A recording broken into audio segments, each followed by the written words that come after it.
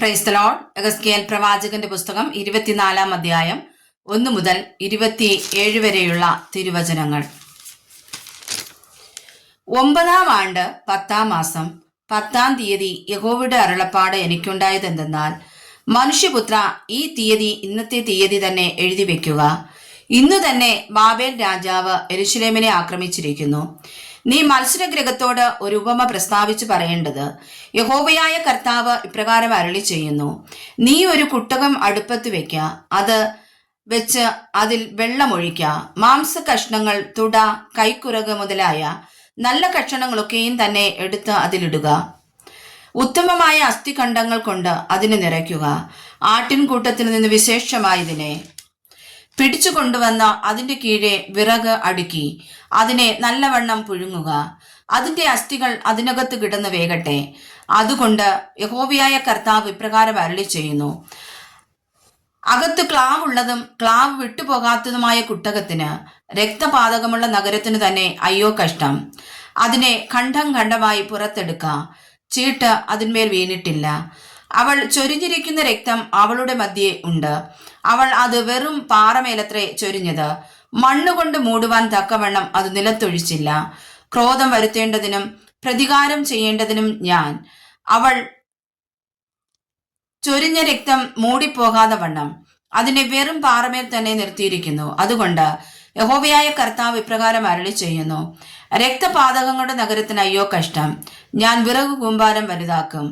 വിറക് കൂട്ടുക, തീ കത്തിക്ക, മാംസം വേകട്ടെ, ചാറ് കുറുകട്ടെ, അസ്ഥികൾ വെന്തു പോകട്ടെ. അതിന്റെ താമ്രം കാഞ്ഞ് വെന്തു പോകേണ്ടതിന്, അതിന്റെ കറ അതിൽ ഉരുകേണ്ടതിനും, അതിന്റെ ക്ലാവ് ഇല്ലാതെയാകേണ്ടതിനും അത് ഒഴിച്ചെടുത്ത് കനലിന്മേൽ വയ്ക്കുക. അവൾ അധ്വാനം കൊണ്ട് തളർന്നുപോയി. അവളുടെ കനത്ത ക്ലാവ് അവളെ വിട്ടുപോകുന്നില്ല. അവളുടെ ക്ലാവ് തീയാലും വിട്ടുപോകുന്നില്ല. നിന്റെ മലിനമായ ദുർമര്യാദ നിമിത്തം ഞാൻ നിന്നെ ശുദ്ധീകരിച്ചിട്ടും നീ ശുദ്ധമാകായികയാൽ ഞാൻ എന്റെ ക്രോധം നിന്റെ മേൽ തീർക്കുവോളം ഇനി നിന്റെ മലിനത നീങ്ങി നീ ശുദ്ധയായി തീരുകയില്ല. യഹോവയായ ഞാനത് അരുളി ചെയ്തിരിക്കുന്നു. അത് സംഭവിക്കും. ഞാൻ അത് അനുഷ്ഠിക്കും. ഞാൻ പിന്മാറുകയില്ല, ആദരിക്കുകയില്ല, സഹതപിക്കുകയുമില്ല. നിന്റെ നടപ്പിനും ക്രിയകൾക്കും തക്കവണ്ണം അവർ നിന്നെ ന്യായം വിധിക്കുമെന്ന് യഹോവയായ കർത്താവിന്റെ അരുളപ്പാട്. യഹോവയുടെ അരുളപ്പാട് എനിക്കുണ്ടായതെന്തെന്നാൽ, മനുഷ്യപുത്ര, ഞാൻ നിന്റെ കണ്ണിന്റെ ആനന്ദമായവളെ ഒരേ അടിയാൽ നിങ്ങൾ നിന്ന് എടുത്തു കളയും. നീ വിലപിക്കുകയോ കരയുകയോ കണ്ണുനീർ വാർക്കുകയോ ചെയ്യരുത്. നീ മൗനമായി നെടുവീർപ്പിട്ടുകൊള്ളുക. മൃതവിലാപം കഴിക്കരുത്. തലയ്ക്ക് തലപ്പാവ് കെട്ടി കാലിന് ചെരിപ്പിടുക. അധരം മൂടരുത്. മറ്റുള്ളവർ കൊടുത്തയക്കുന്ന അപ്പം തിന്നുകയും അരുത്. അങ്ങനെ ഞാൻ രാവിലെ ജനത്തോട് സംസാരിച്ചു. വൈകുന്നേരത്ത് എൻ്റെ ഭാര്യ മരിച്ചു. എന്നോട് കൽപ്പിച്ചതുപോലെ ഞാൻ പിറ്റേ രാവിലെ ചെയ്തു. അപ്പോൾ ജനം എന്നോട്, നീ ഈ ചെയ്യുന്നതിന്റെ അർത്ഥം എന്ത്? ഞങ്ങൾക്ക് പറഞ്ഞു തരികയില്ലയോ എന്ന് ചോദിച്ചു. അതിന് ഞാൻ അവരോട് ഉത്തരം പറഞ്ഞത്, യഹോവയുടെ അരുളപ്പാട് എനിക്കുണ്ടായത് എന്തെന്നാൽ, നീ ഇസ്രായേൽ ഗൃഹത്തോട് പറയേണ്ടത്, യഹോവയായ കർത്താവ് ഇപ്രകാരം അരുളി ചെയ്യുന്നു. നിങ്ങൾ ഗർവിക്കുന്ന ശരണവും നിങ്ങളുടെ കണ്ണിന്റെ ആനന്ദവും നിങ്ങളുടെ ഹൃദയത്തിന്റെ വാഞ്ചയും ആയിരിക്കുന്ന എന്റെ വിശുദ്ധ മന്ദിരത്തെ ഞാൻ അശുദ്ധമാക്കും. നിങ്ങൾ വിട്ടയച്ചു പോകുന്ന നിങ്ങളുടെ പുത്രന്മാരും പുത്രിമാരും വാൾ കൊണ്ട് വീഴും. ഞാൻ ചെയ്തതുപോലെ നിങ്ങളും അന്ന് ചെയ്യും. നിങ്ങൾ അധരം മൂടാതെയും മറ്റുള്ളവർ കൊടുത്തയക്കുന്ന അപ്പം തിന്നാതെയും ഇരിക്കും. നിങ്ങളുടെ തലപ്പാവ് തലയിലും ചെരുപ്പ് കാലിലും ഇരിക്കും.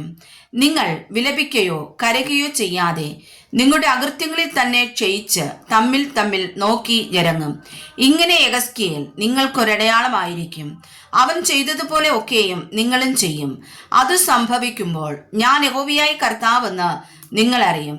മനുഷ്യപുത്ര, അവരുടെ ശരണവും അവരുടെ മഹത്വമുള്ള സന്തോഷവും അവരുടെ കണ്ണിന്റെ ആനന്ദവും അവരുടെ ഹൃദയവാഞ്ചയും ആയിരിക്കുന്നതിനെയും അവരുടെ പുത്രന്മാരെയും പുത്രിമാരെയും ഞാൻ അവരിൽ നിന്ന് എടുത്തു കളയുന്ന നാളിൽ, ആ നാളിൽ തന്നെ ചാടിപ്പോകുന്ന ഒരുത്തൻ നിന്റെ അടുക്കൽ വന്ന് വസ്തുത നിന്നെ പറഞ്ഞു കേൾപ്പിക്കും. ചാടിപ്പോയവനോട് സംസാരിപ്പാൻ അന്ന് നിന്റെ വായ് തുറക്കും. നീ ഇനി മൗനമായിരിക്കാതെ സംസാരിക്കും. അങ്ങനെ നീ അവർക്കൊരടയാളമായിരിക്കും. ഞാൻ യഹോവയെന്ന് അവർ അറിയും. വായിച്ചതായ വചനങ്ങളാൽ കർത്താവ് ഏവരെയും സമൃദ്ധമായി അനുഗ്രഹിക്കുമാറാകട്ടെ. ആമേൻ.